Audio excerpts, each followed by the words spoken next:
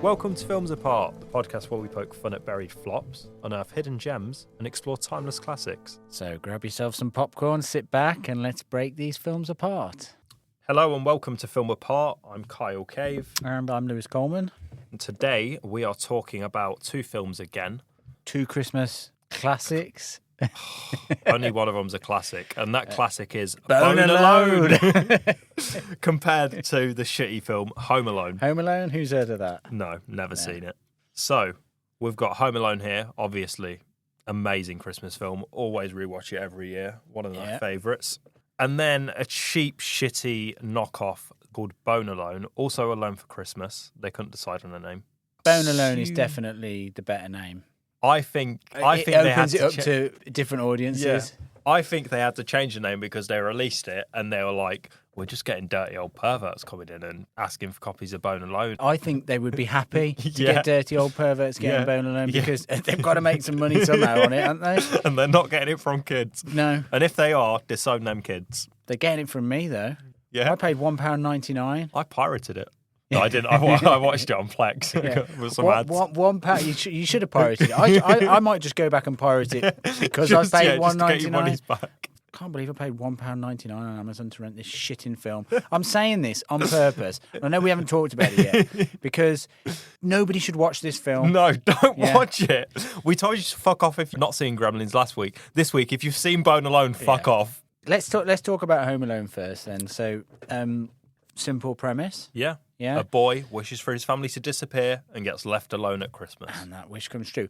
It's a really brilliant opening, manic scene, isn't it? You know, family the whole dynamic. Family there, loads of characters, loads of genuine you get a complete characters. sense of every single person in that scene. Every family member has their own identity, their own characteristics, and you buy into all of it. Yeah, adults and kids, all their characters are consistent right the way through the first and the second film, really. But in the first film, those characters are consistent. It is a well-made film by Chris Columbus.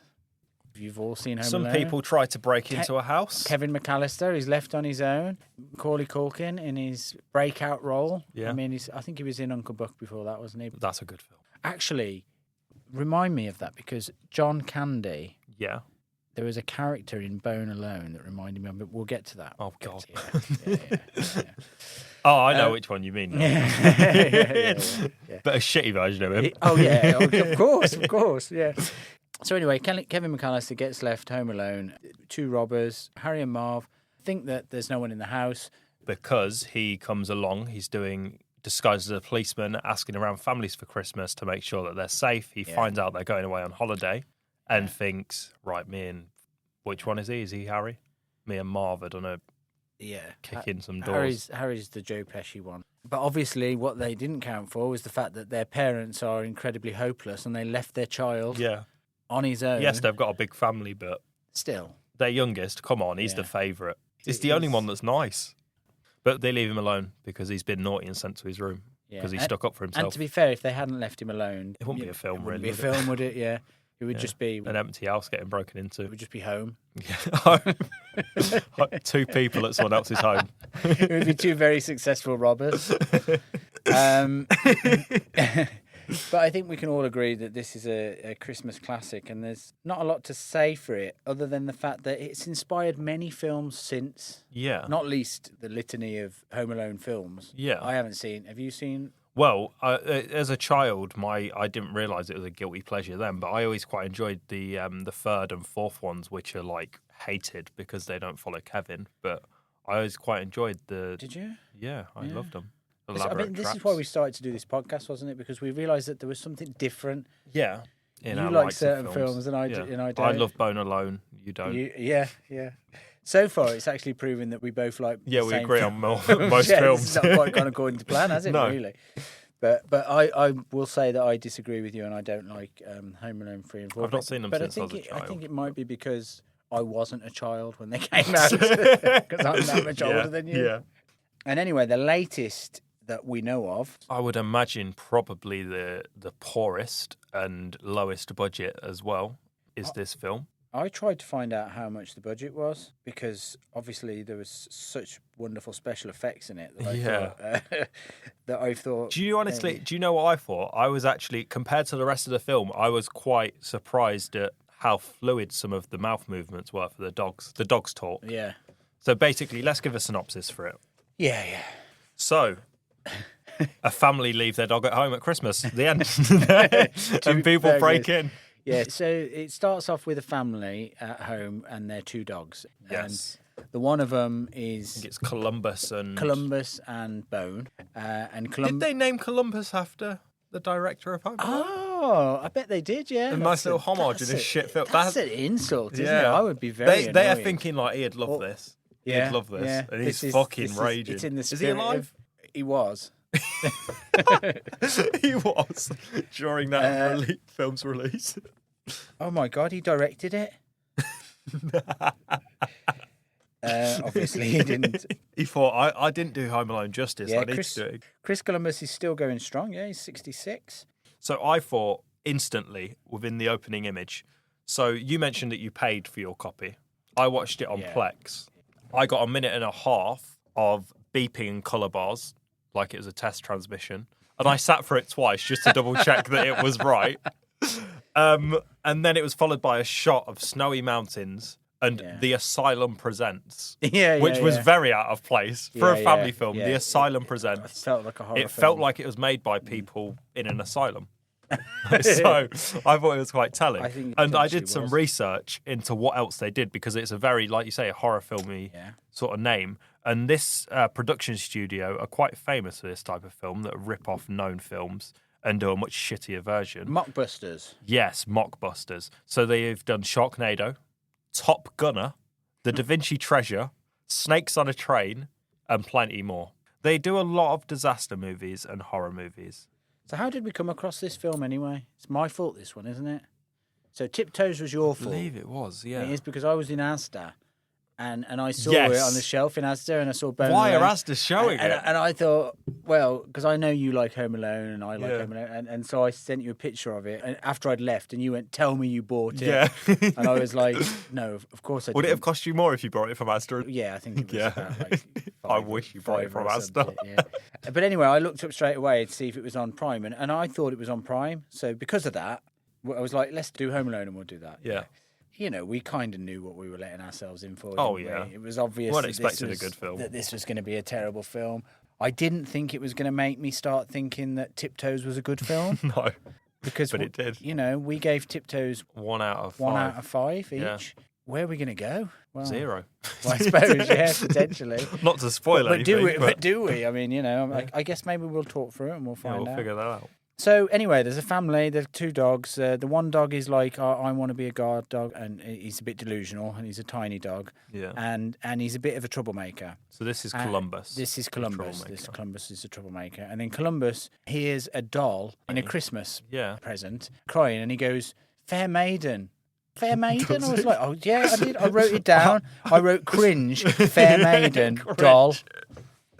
And then he saves it. And then he dives down, he saves it, he saves the doll, causes lots of mayhem, tree falls, and then you've got tinsel on Bone, and then the family come in and they assume that Bone's done it. And before this you have the credit sequence, which is sort of like a very poor hand-drawn animation of different things around Christmas time, different seasons of the year. You've got Thanksgiving, Halloween, where Columbus causes an issue, Bone gets the blame. So it's a recurring issue that Bone takes to fall. Yeah.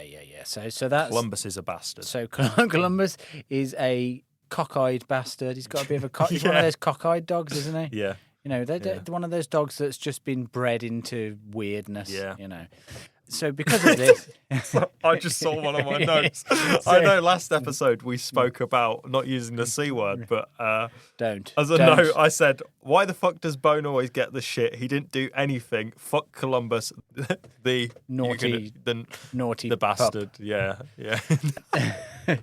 So because of this, the family are like, they're all planning to go to their grandparents for Christmas. Yeah. And they go in the car and they're all going and they're like, well, we can't take Bone, the naughty Bone, because he might knock the grandparents over. Yeah. And so they take him to the kennels. Which is not a kennel, it's just some Which brings me back tramp of a man. to John Candy. Yeah. Because I felt like that guy was trying his absolute best to channel John Candy. And he did it well. Oh, God, he was marvellous. Marvellous. Just such a wonderful performance. You know, I hope he makes it. I mean, has he not already?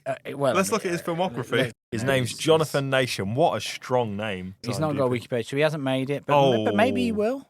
Known for Cocaine Cougar, Jurassic Galaxy, Elvis Lives, and Piranha Woman. Classics. So he's got a bit of a career. He's sort of known, it looks like, for these mockbusters. Quite a lot of them with this studio, it looks like. Okay, so he's the go-to. He's the go-to John Candy, who's not at all like John Candy. He doesn't have any of the warmth of John Candy. Doesn't have any of the skill of John Candy. But he wants to be John Candy, and he's not going to be. And the other thing that I found, that when they were in the kennels at the beginning, it's a terrible kennels. You wouldn't put it's a bloke's house. No one would put their animal there. Clearly, this is a dangerous thing. He keeps getting the dog's name wrong. You know that this is not. It's calling it Steve. It's Bone. You start to hate the father of the family. Yeah. Because they're going to put him in this kennel. So already you want the family to die. No. I hope they get robbed. Yes, you know? They deserve it. And could I just say quickly as well, before this, the children are very content on letting Bone go to a kennel. Because as the son says, which I think is very good dialogue for a child to say who's maybe about 12, 13, I wrote, "Where the fuck did the line? Those kennels are like prison camps. Mean, evil mutts. I hear if a dog enters the big house wearing a sweater, he'll get shanked." Oh, yeah. The kid says that. He had this obsession with shank, wasn't he? And he was like, let him take and they said, "I hope Bone packed a sharp chew stick." Yeah, that was it. Which is a like... child saying it. That's like the writer of the film going like, "This is a good fucking line. Who can we give it to?" Hilarious. The kid. Oh, God, yeah, there's so many lines like that, isn't there? Yeah. You could imagine writing it. That's the sort of thing that you'd write late at night and you think, this is all right, this is. And then the next morning you wake up and it's like when you have a dream and you think this would be a brilliant story and you write it down and then later in the day you go, what the hell's going on in my head? How could I think this was a brilliant... Who the fuck wrote that? But what happened with this is they wrote these lines and they went, this is brilliant, and then they made the fucking film. Yeah. And anyway, in the kennels, so they leave him in the kennels. The family are bastards. And then the dog meets some other dogs. One of the dogs who was at the beginning, who's a guard dog that had failed as a guard dog. So he's, like a kind of guiding him into the ways of looking after his family. Don't give it too much credit. Don't, quote a writer's journey and act like they know structure. Yeah. All right, fair enough. And but what I also thought was quite interesting was that little puppy, little mutt, little chihuahua thing. Did you not feel like he was definitely trying to be Christopher Walken? I took it as more he was going for like a gangster thing. You're wrong. He was trying to be Christopher Walken. I took it that they went for a really racial stereotype of it's a Chihuahua, it's a Mexican sort of gangster. Maybe both. So anyway, there's lots of stuff going on. The introduction of the thieves, which was kind of glossed over. So similarly to Home Alone, but not policeman. No, he's a postman. Postman comes around. When he knocked on the door and he says something to her like, "You've been naughty," I thought this feels like it's more in keeping with the title. We're getting the title, Bone Alone. That was what Postman straight out of a porn film. Yeah, that's what I wrote down.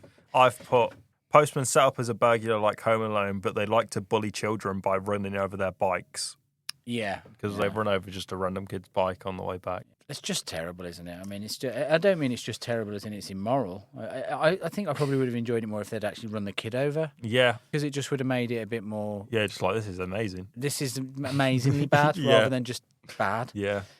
So when the postman comes round, the dog goes... Fish. He goes, "This seems fishy." It smells like fish and he sweat. goes, "It smells like fish." Yeah. They smell like fish. This is how the dog figures out that he's the thief, because the other dog that's in the kennel says... The reason I'm in a kennel is because I failed to guard my house because this fishy-smelling person came round and robbed us. Yeah. And he's like, fishy? We had a fishy-smelling person. Maybe they're going to rob us. And the dog goes, of course he is. Of course he's going to rob you. Obviously. Then they collude also, to they get kept him to acting like they hate the smell of fish. Dogs love fish. Mine do anyway. But anyway, so the dog escapes, goes back to the house. Immediately, the dog is like, I'll set traps. Yeah. Like he's like Smart dog. The cleverest dog straight away. Mm-hmm.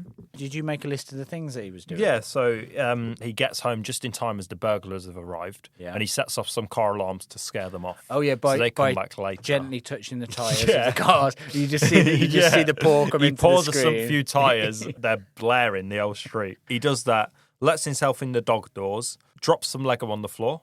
Yeah. He covers a towel in hot sauce, super glues some teddy bears, and puts a bowl in the shower. And then he does some other bits as well. Like he puts some glue mouse traps down. Oh, yeah. But not like a mouse trap that like clips on you. It's just a bit of gluey paper. Bit of gluey paper, which they call mouse traps. In the meantime, somehow Columbus finds out. How does Columbus find out that the other dog's in trouble? They have a live feed of the kennel. He sees that he's disappeared, and I think he notices that something's up. He guesses. It makes no sense. So that dog then thinks, how can I get out the car? Presses the parking brake, crashes the car. The car window shatters into a million bad CGI parts. It's like just terrible. He comes out and he goes, it's just a broken window, and you don't see it. They couldn't afford the budget. That's obviously the producer's car. He's like, I'm not wrecking my car. It's a nice car. For God's sake, I'm not breaking a window for this film. Do you know how expensive they make these windows are? Yeah, we'll figure it out on the computer. Do it in post. So then he escapes and he jumps on the back of another car. Turns out he's in the car with Father Christmas. Presumably Nicholas. Who has a big white beard, glasses. Yeah, with Mary, red his wife. Yeah, you got Mary. He's in a big red SUV. Yeah. He's got a dog called Diesel in the back. Yeah, instead of Rudolph. Which isn't really in keeping with. But they do say at one point they use him to round up reindeer. So as far as we're concerned, he's in Father Christmas's. And anyway, they realise he's in the back of the van, and they look at his tag, and they go, "Oh, poor dog. We're going to take you. Let's take him back home." Yeah. And then in the meantime, Bone is doing the Kevin McCallister. Yeah. The thieves have come in. They've tried to come in. He scratches at the stairs outside the front door. Yes. Very lightly scratches. Yeah. You see like a little indent it fucking in there. Falls through. And then the lightest of them falls through. Yeah. I'll tell you, when they were trying to pull him out of that, it sounded like a horror film. Well, I put burglar's trapped after falling through the entry of the stairs and had his trousers stripped off by mistake while repeatedly being hit over the head by Bone with a frying pan, like a video I've seen online. I didn't really pay much attention to the trousers being pulled off, but that's just I did notice one of our differences. Yeah, but only one leg. I wrote sound of his body being ripped in half through floor. Yeah. Because that was the thing that stuck out to me the most. I thought, I'm just gonna write all the shit things that I see in this film. Yeah, same. And him getting trapped is a recurring theme in the film. Oh yeah, it's a shitty porn film where someone just keeps getting stuck with quotation marks, and he's actually loving it. And at one point, he gets stuck in a laundry chute. He gets stuck in the vent. Yeah, he gets shafted. He gets stuck in a laundry shaft. Yeah. Gets glass dropped. He's head first, by the way. Trousers gone because they've been ripped off previously. Even these trousers? Well, wait. He gets glass dropped. You hear it shatter in his arse. Yeah. And he goes, "Oh, is that the best you can do, dog?" Yeah, he likes it. He's asking for more. And he gets a garden dart dropped straight in his fucking bumhole. Yeah. And he lets out quite a groan, I will say. Maybe these are the bits where I switched off. I didn't. It was not. I'll tell you, I was turned on. You were turned on, and I was turned off. Yeah. So I had the next one was when they went up a ladder. The big guy went up a ladder. Yeah. And slid down. Yeah. On fairy liquid. Yeah. Just this really pathetic stunt. Yeah.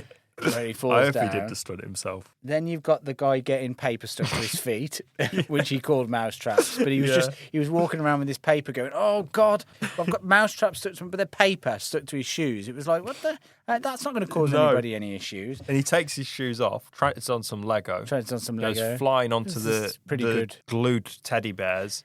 And then for most of the film, he's walking around with about 100 teddy bears stuck to him. And it looks like some sort of bizarre fashion statement. Then the dog was outside and he found some bungee and he was like, "Oh, bungee rope!" And immediately, you don't see him do this, but immediately that bungee rope is attached to a chandelier and he's back in the house, and he's holding it, and they look up a bit like Home Alone. Yeah, and they're like, and he's holding the and he's like this, and he's going, no, nice doggy. And obviously, inevitably, he lets go. Yeah, and the chandelier, and it misses him. The chandelier that he's detached from the ceiling and then reattached with bungee in like the space of seconds, falls off. That's when somebody knocks at the door. Carol singers. Yes. And then one guy starts singing along. Yeah, because he keeps saying, can we not go caroling instead of burgling? He just wants Christmas. He doesn't want to steal. He's a nice guy. He's actually the good guy. He is a this. good guy. Yeah. I also wrote down, so the family chase after these people that have Columbus. And in order to get him off the tail, because he needs to get home to help Bone, Diesel, Santa's dog, drops a plank of wood with nails in on the road, which causes the car to swerve over and over again. And I put down Columbus getting back, Diesel almost wipes out 2 generations. That was a bit excessive. Yeah. And then we had a legitimate film star. Who? Well, I don't know if it was a bit before you, really. I never really watched it, but the dog catcher guy? The dog catcher, yeah. Okay. Kevin Sorbo. He played Hercules in the 90s. Oh, okay. So it was like quite a big TV show. Yeah. And he's gone up in the world. world. For me, lots of people watched it. And he was actually, certainly to begin with, by far the best actor on the... Yeah, it was interesting. He was interesting. But I did think to myself, must be fallen on hard times. He's hating himself right now. That guy, that's an actor who's living an actor's life, you know. He's out of work. He's probably an alcoholic. I felt for him. Yeah. But he tried, you know, he worked his little socks off to try and do well. And so he began as a dog catcher that they hired, who came very, very quickly, for $60 and a chimichanga. And he explains to them dogs are dangerous. They have a bite, and recalls a story that he's mentally scarred by. He has a slash down his eye, he has bite marks on his legs, on his arms. He says it's the mental scarring that's worse. A few years ago, there was a plane crash with a group of poodles who were on the plane. Plane crashed into water, and they tore the crew apart like piranhas. I wish we got to see that, but we didn't. Sadly. No. But you could feel the trauma in Kevin Sorbo. It's a strong performance. I felt like that guy is reaching from deep within him, and he's calling on something that he recognises. To this material. Yeah. I felt that. So anyway, he tries to fish for the dog. Fish with a piece of steak. Yeah. The dog cleverly puts that piece of steak in the big guy's trousers while he's on the loo. And then you've got this really shit scene where he's trying to reel in the big guy who's got steak in his pants. Yeah. And he's for some reason pulling away, fighting it. Yeah. Just pull your trousers down, get just the steak give into it. Yeah. Give in. But he doesn't. Then he has a cattle prod, and inevitably cattle prods himself. Drops it on a little toy train railway, and it just electrocutes him. And then the guy goes, are you going to be all right to drive? It's like they've all decided that now is your you're time fucking to go. done. You're doing nothing. Yeah. They give him another chimichanga and he leaves. And then eventually the little dog Columbus arrives home. Father Christmas just drops the dog off. Sees to these robbers. 3 middle-aged men answer the door, smiling, looking suspicious. Yeah. He gives them the dog. Yeah. You can see they're suspicious. Yeah. But he leaves them and goes. And anyway. he says like, "Oh, we have your dog here," and they're like, "Oh, we love her," and he goes, "Him," because he's named Columbus. Oh yeah. They're like, "Oh yeah, him." He fucks off. And he's then done. He goes, he's done his bit. Yeah, he's done. I've done my good deed for the day. I don't care if this has to be robbed. So then they grab that dog, and they've caught the other dog, haven't they? Yeah. In another wonderful CGI effect. The guy's in water, isn't he? He's in the shower. Yeah. Because that bowl he put in the shower, the guy, he gets something in his face. He gets a cat litter in his face. And then he grabs for the hot sauce towel that's been covered in the towel that's been covered in hot sauce earlier on by the dog. Yeah. Wipes it on his eyes, runs to the shower as you do, turns it on, starts filling up because it's one of them ones with the doors. And he's like, fucking hell. Doesn't unclog the drain with the dog ball in there, so it fills up. He's drowning, and then the door bursts open. And then he falls down the hall with all this water, catches the dog. Yeah. So they lock the dog away. Yeah. Columbus comes. They lock Columbus away. They're like, what are we going to do? How are we going to get out of this? Yeah. By the way, where they should have been focusing on stealing, because half the time the dog's not doing it upstairs, some of the items they decide to steal, Jake, the head bandit, he steals baubles off the Christmas tree. Yeah, why does What he the do fuck's that? he doing? Yeah. Go for the good stuff. And one of them goes, an easy bake oven. We need an easy bake oven. The guy that likes caroling. And he goes, no easy bake oven. He goes, I can make us cupcakes. No easy. But that'd sell for quite a bit of money. That'd be a good little... Yeah, but it's like things like toasters and stuff like that, which you can buy from Argos for about £9. They weren't good robbers. Anyway, the two dogs escape. Then you've got this whole thing with the running machine. Where they were firing missiles, drops the cutlery on the running machine, and it fires like missiles, which defies the laws of physics. Yeah. And then just bounce off him and sound like ping, ping. Yeah. And he's like, stop it. Well, the worst thing is he's got like a kind of cushioning of teddy bears on him. Yeah. So it just hits the teddies and he's like, ow, stop it, ow. Oh, God, I mean, I'm depressed even recounting this. It's like, at least when we were doing Tiptoes, you felt like there was just something more there. There was some sort of art there. Mm-hmm. Whether that art succeeded was irrelevant. They were trying something. Yeah. This felt so soulless. Yeah. I also couldn't help but think that probably some kids will like it because it's just like Tom and Jerry, isn't it? But shit. And I need to say this. Don't let your kids watch it. No. Your kids are better than that. There's better stuff for them. Educate them. Yeah. For God's sake, don't let them watch. But put Home Alone on. Don't put Bone Alone on. Let them watch Home Alone 20 times. Yeah. Do not, whatever you do, put Bone. If they see Bone Alone, teach them. Yeah. Tell them it's shit. Yeah. Say there's shit. There's better out there, and I want you to have a good education. The country's going down the pan anyway. Yeah. Get political. I've got to stop getting political. This will turn into a different podcast. Yeah. I know you're very right wing, so. Well, yeah, of course, yeah. I'm as bad right wing as they come, yeah. I'll tell you the other thing that stuck out that I made a note of was that Christmas song, which I thought must have been specially written. Oh, the little rock one. Must have been specially written for it. That poor band. The lyrics, I wish it's Christmas. Not I wish it was. I wish it's Christmas every day. I wish it's Christmas every day. I wish it's Christmas every day. What do you say? Yeah. I love Christmas. Like 17 times. It was good. And it's like a rocky sort of like, I wish it was Christmas I wish it was. Day. Don't you? I wish it's Christmas every day. Right. I wish it's Christmas every day. Not I wish it was. I wish it's Christmas every day. Well, anyway, that's in a sort of rocky beat. Plays a few times throughout the film. Yeah. I hope the band got good money for that because they're not getting any film work after that. Then there was another bit that I wrote down. When they're in the car, the family are in the car on the way back. The parents are talking to each other. They're moaning about the kids. With them in the back. And the kids are, by the way, fucking horrible. One of them's a sarcastic little prick, and the other one is just... Actually, the girl's not too bad. She does like some creepy laughs every now and again. Yeah. But the little boy, he just keeps going, worst Christmas ever. Yeah. This is rubbish Christmas. We're not got the dogs. He's a little shit. Yeah. He's a bit of a psycho because when the family return home, the dogs have succeeded. They've wrapped up the burglars underneath the Christmas tree. And he stabs the dog in the eye. And he butchers his own dog. Best Christmas ever. And the family walk in. They don't react to the burgers around. They don't react to the burgers that are like tied up. They just see the dogs. One burnt alive. Wrapped up in Christmas wrapping. They see the dogs and they're like, Bone! Yeah. Columbus! But before that, when they're in the car, the dad goes, it's Christmas. And all they can talk about are the dogs. It's like, where's the awareness in this? Where is the awareness? They're ruining our Christmas. One of their dogs has run off. Well, both of their dogs. Yeah. Both of their dogs have run off at this point, and all they can talk about are the dogs. We're going to our grandparents, and all they can talk about is the dogs that have run away. Yeah. And then they're like, "But family comes first." It's like, really, I'm glad you told us that. I'm glad that's what your values are. Because I was thinking these fucking dogs ruining Christmas. But then I thought to myself, surely the film. Let's give it a chance to redeem itself. Yeah. And then right at the very end... There's a good plot twist. There's a great plot twist. And they go at the table. They're like, we've got the dogs, but we haven't got Nan and... Papa.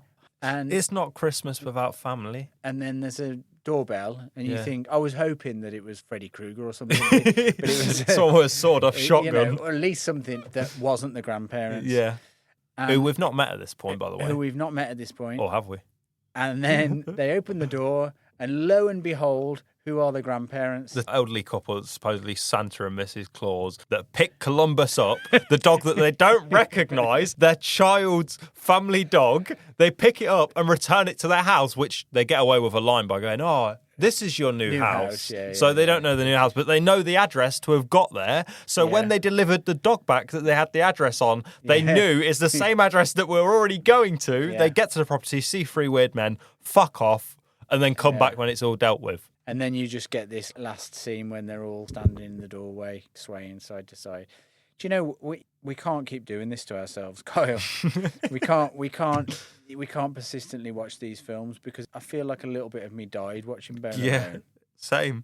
The colour grading's off. Half the time when they're outside with the cameras, they put the white balance off so it looks like it's Christmas rather than doing it like nicely. So you can just tell it's shit. The sound effects are crap. There's clearly dubbed studio audio all throughout the film. Yeah. Well, the dogs couldn't speak on set, so we'll give them that.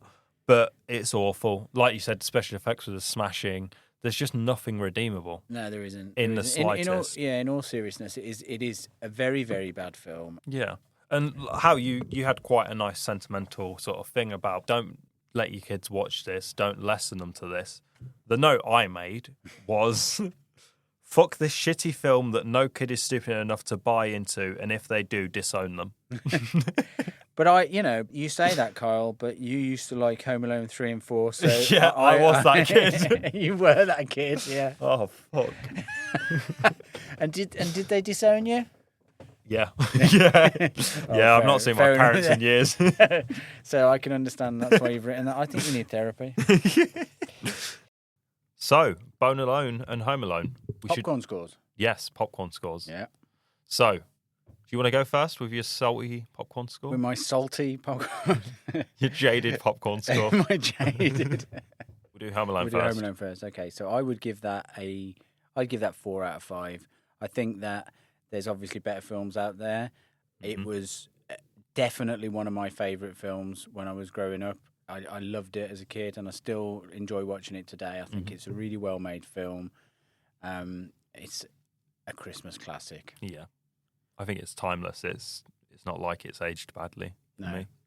Do you know what I will say on rating it though? I did notice, because Rotten Tomatoes has become such a part of our culture now, hasn't it? Yes. That I'm sure it was something like 66% or something. Yeah, it's not been done justice. I thought that was a bit harsh, really. And I was trying to think, what is it about the film that people don't like? And I suppose there must be flaws in it, but I just think it works really well. Yeah, I'm not sure. I would agree with you. 4 out of 5. I think sweet score, giving it an overall sweet and salty score of 8 out of 10. Same as Gremlins, which I think does it justice because I think they're both very good films. Both Christmas classics. Yeah, Christmas classics. Speaking of Christmas classics. Oh, of course, yeah, the film that we've liked more than any of the others we've watched. Hopefully so far. shed some light on for new viewers. Go watch it. Bone Alone. Bone Alone. I'll start off with a sweet score. Yeah. It's not a sweet film, so I'll give it 0 out of 5. 0? 0. 0 out of 5? 0 out of 5. It's awful. I know. I don't know why I said that. Like I disagree with you, because I can't find anything redeeming in it to give it 1. No. There is nothing in it because it's too soulless. Yeah. Like, I appreciate somebody has gone to the effort to try and make a film. I appreciate there's actors in it that are just trying to make a living, including famous actors. Yeah. But not anymore. It's only made to make money. I don't see any art in it, and so if I don't see any art in it at all, I have to give it a 0. Yeah. So our first 0. Probably not the last, but the first 0 out of 10 sweet and salty score. Probably not the last, but I hope it's the last for a while, to be honest. Same. Let's watch some good movies. Yeah. I tell you what, next week we'll come back with something a little bit more positive, shall we? A good film. A good film. Let's talk about something. Are we going to stick to a Christmas film one more or not? Whatever it'll be, we're going to come back with a classic. Oh, it's not a classic. No. I don't know if that's sarcasm or not. No. I'm not being sarcastic. Genuinely a good film. I'm being genuine because I think that we've started our podcast journey with some very bad, some good films. Yeah. But I mean, the last one, is pretty good. But this is... I think we're trying to avoid the the complete classics for now, just until we're on our feet. But I think we can confidently take on something that is a good film, whether we appreciate it or not. Okay. Cool. So that's a positive note to end on. Yeah. There will be something good next week. Okay. Thanks for listening, guys, to this week's episode of Films Apart. And we're sorry that we're so jaded. Yeah. It's hard not to be when you've just watched Bone Alone. But anyway, have a good Christmas. Oh, yeah. Merry Christmas, you filthy and animals. A crappy New Year.